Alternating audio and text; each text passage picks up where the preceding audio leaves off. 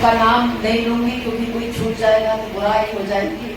तमाम हमारे भाई बहन यहाँ हैं और मेरे सामने मेरे बहुत सारे भाई भी हैं। बस ये बात मैं जरूर कहूंगी कि सामने मेरी बहनें नहीं हैं, इसका मुझे बहुत अफसोस है।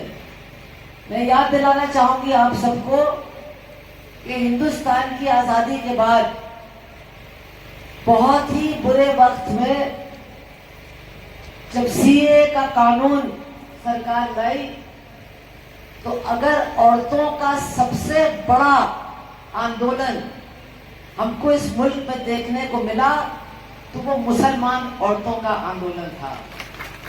मुसलमान औरतों की तारीफ थी जिसको हम लोग सबने मिलकर के, जो हमारी महिला समिति है, दूसरे संगठन है, सबने हमने उनका साथ दिया। यानी हम लोग सोच भी नहीं सकते थे। आपके यहाँ गढ़वाल में भी हुआ होगा, हैदराबाद में भी हुआ होगा और हमारे पूरे उत्तर भारत में हर शहर के अंदर एक शाहीन बाग नहीं, हिंदुस्तान में 1000 शाहीन बाग कायम कर दी गई।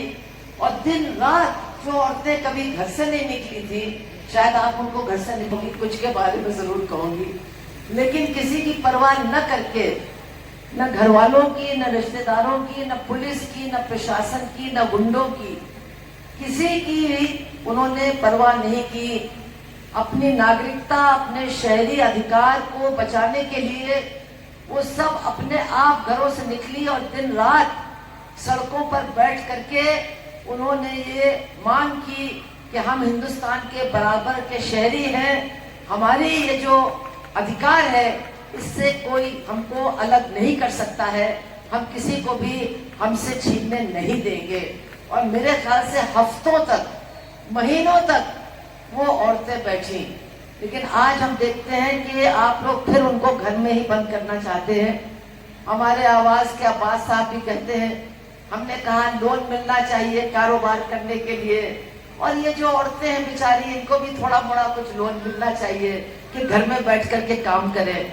अरे औरतें टीचर हैं, औरतें डॉक्टर हैं, औरतें इंजीनियर हैं, औरतें हवाई जहाज उड़ाती हैं, औरतें ट्रेन चलाती हैं, मेट्रो का ट्रेन चलाती हैं। कौन सा काम है दुनिया में जो औरत नहीं कर सकती है? और एक बड़ा काम है जो औरत कर सकती है, जो कोई मर्द नहीं कर सकता है। इसलिए औरतों को आगे लाना, उनको उनका बराबरी का दर्जा देना, ये सिर्फ उनका अधिकार नहीं है, सिर्फ उनका हक नहीं है, बल्कि हमारी ये जो मुश्तरका लड़ाई है, हमारा ये जो बराबरी और अपने संविधान, अपने आईन को बचाने की जो लड़ाई है, उसका ये एक बहुत बड़ा हिस्सा है। इसलिए अगर आप मुझे फिर कभी यहाँ बुलाएंगे गढ़वाल में अपने बीच में, तो मुझे उम्मीद है कि आधा ये मैदान औरतों से भरा होगा और आधा मर्दों से भरा होगा।